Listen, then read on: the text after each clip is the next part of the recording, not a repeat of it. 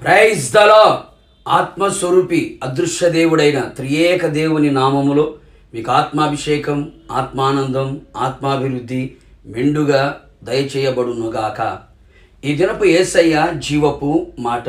యోహాను సువర్తమానం 3వ అధ్యాయం 6వ వాక్య భాగము. ఆత్మ మూలముగా జన్మించినది ఆత్మయునై ఉన్నది. అనుదినము ఆత్మచేత నింపబడుచు, ఆత్మలో ఆనందించుచు, ఆత్మలో ఆరాధించుచు, ఆత్మలో వర్ధిల్లుచు, ఆత్మ సంబంధులుగా ఆశీర్వాదకరముగా కొనసాగుచున్న ఆత్మీయులారా, మనమందరము ఎల్లవేళలా ఆత్మయై ఉండవలెను. అనేక మంది విశ్వాసులు, సేవకులు మారు మనసు బాప్తీసం పొందుకొని ఆగిపోతున్నారు. వాటిని మాత్రమే బోధించుచున్నారు. నీటి మూలముగా మాత్రమే కాక ఆత్మ మూలముగా జన్మించిన వారమై ఉండవలెను. అనేక మంది నీటి బాప్తీసముతోనే సరిపెట్టుకొనుచున్నారు. పరిశుద్ధాత్మలోను అగ్నితోనూ బాప్తీసం పొందలేకపోవచ్చున్నారు. ఈ విధముగా బోధించేవారు కూడా కరువైపోయారు. మనము లేఖనములను అనుసరించి నడిచెదము. అందుచేతనే యేసయ్య కూడా తన శిష్యులకు ఆజ్ఞాపించెను, యెరూషలేము నుండి నా వలన ఈయన తండ్రి వాగ్దానము కొరకు కనిపెట్టుడి. పరిశుద్ధాత్మ మీ మీదకి వచ్చినప్పుడు మీరు శక్తి నొందెదరు. పైనుండి శక్తి పొందు వరకు పట్టణంలో నిలిచి ఉండుడి. వారు ఆయన ఆజ్ఞకు లోబడి ఆయన చెప్పినది చేసినందున ఆత్మచేత నింపబడిరి. ఆత్మను గూర్చి బోధించిరి. అనేకులు ఆత్మను పొందుకున్నట్లుగా చేసిరి.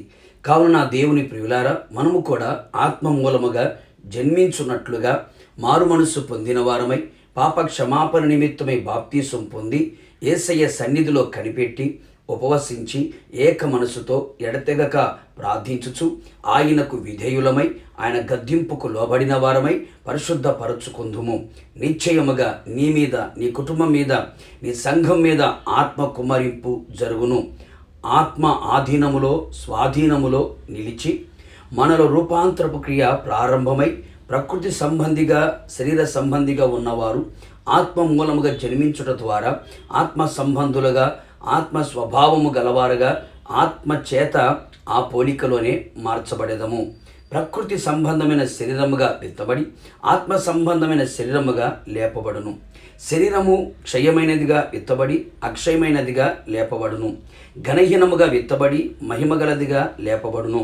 బలహీనమైనదిగా విత్తబడి బలమైనదిగా లేపబడును. కావున నా దేవుని పరిశుద్ధ దైవ జనాంగమా, మనము పునరుత్థానము చెందునట్లుగా ఆత్మ మనలో మనతో ఉండవలెను.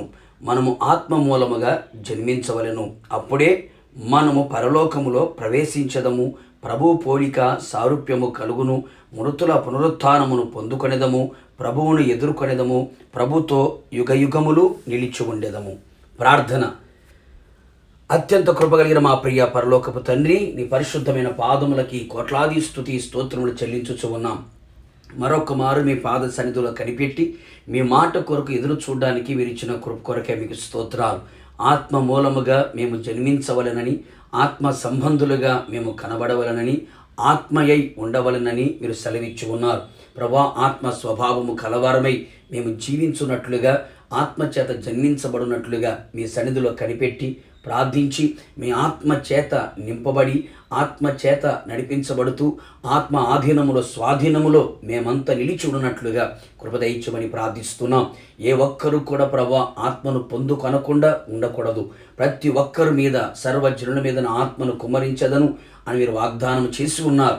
మీ వాగ్దాన ఫలము ప్రతి ఒక్కరు అనుభవించున్నట్లుగా, ఆత్మచేత పెళ్లి కుమార్తెగా సిద్ధపడినట్లుగా ప్రభా మీరే కృప అనుగ్రహించి మీ మహిమ గల రాకడకు సిద్ధపరచమని యేసు నామములో అడిగి పొందుకొని ఉన్నాము తండ్రి. ఆమెన్. నిశ్చయముగా మీరును మీ కుటుంబ సభ్యులందరూ ఆత్మ మూలముగా జన్మించుదురుగాక. God bless you.